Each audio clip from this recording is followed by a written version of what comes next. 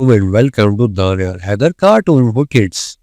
پیارے دوستو، آج کی کہانی بھی بڑی سبق آموز ہے، تو ویڈیو کو آخر تک ضرور دیکھیے گا اور اسے اپنے دوستوں کے ساتھ شیئر بھی کیجیے گا، لائک بھی اور زیادہ سے زیادہ سبسکرائب بھی۔ تو آئیے کہانی دیکھتے ہیں۔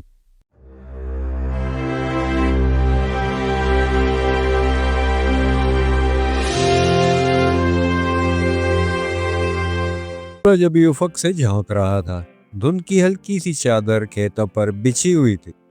پرندوں کی چہچہاہٹ، مرغوں کی بانگ اور گاؤں کے کنویں سے اٹھتی پانی بھرنے کی آوازیں خوشگوار صبح کا منظر پیش کر رہی تھی۔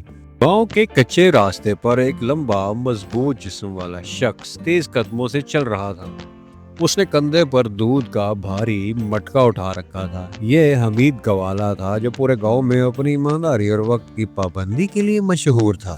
گاؤں کے کونے میں تھا ایک چھوٹا سا کچا مکان۔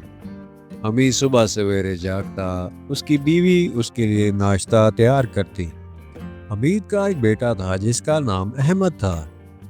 حمید کی بیوی اکثر اسے کہتی، حمید، تم تھوڑا دیر سے بھی جا سکتے ہو، سب کو دودھ تھوڑا لیٹ بھی مل جائے تو کیا فرق پڑے گا۔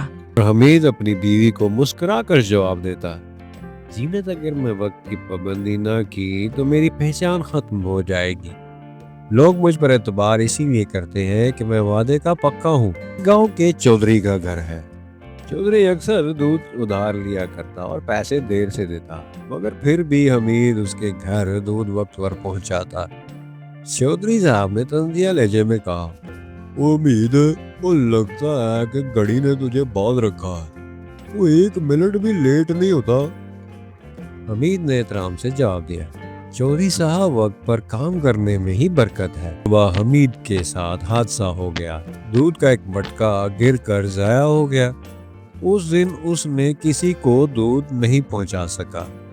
گاؤں والے سمجھے کہ حمید نے ان سے جھوٹ بولا ہے اور بہانہ کرے گا، مگر حمید نے ہر گھر جا کر صاف کہا، آج مجھ سے کوتاہی ہو گئی ہے، سارا دودھ ضائع ہو سکا، کل سب سے پہلے میں آپ کے گھر آ کر دودھ پہنچاؤں گا۔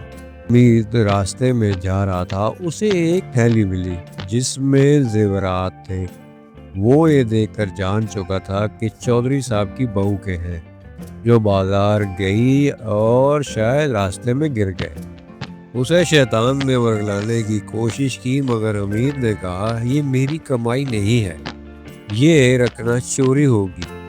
وہ فوراً چودھری صاحب کے گھر پہنچا اور تھیلی واپس کر دی۔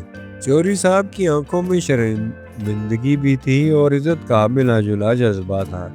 ایمانداری اور محنت دیکھ کر گاؤں کے سبھی لوگ اس سے دودھ لینے لگے۔ اس کی آمدنی بڑھ گئی اور وہ اپنے بیٹے کو اسکول بھیجنے لگا۔ حمید اکثر اپنے بیٹے سے کہا کرتا تھا، بیٹا، دولت محنت سے آتی ہے مگر عزت ایمانداری سے آتی ہے۔ کا نام صرف گاؤں میں ہی نہیں بلکہ آس پاس کے قصبوں میں مشہور ہو گیا۔ ایک بڑے ہوٹل کے مالک نے اسے پیشکش کی کہ وہ روزانہ شہر میں دودھ بیچے،